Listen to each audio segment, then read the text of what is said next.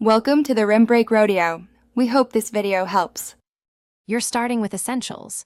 Make sure the vehicle is unlocked or the key fob is within range so the electronics respond. Once that's confirmed, use the trunk button on the key fob or the interior trunk release near the driver's door to initiate opening. This eliminates manual struggle. While you approach the rear, clear any cargo or objects that could block the lift. Make sure you position yourself at the center of the hatch for balanced lifting and to visually confirm the trunk begins to unlatch. You'll now handle the actual release. If the trunk is powered, press the external button or the interior button and give it a second. The actuator must cycle. Hold briefly if it hesitates.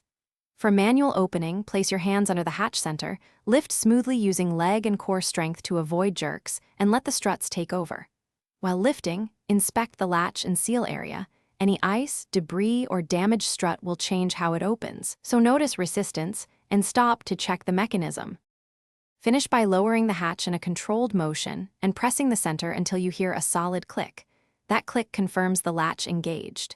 If the trunk won't latch, open it again and inspect the striker and latch for debris, and use the key blade to manually release or realign the catch. Sometimes a gentle push on the bumper while closing helps.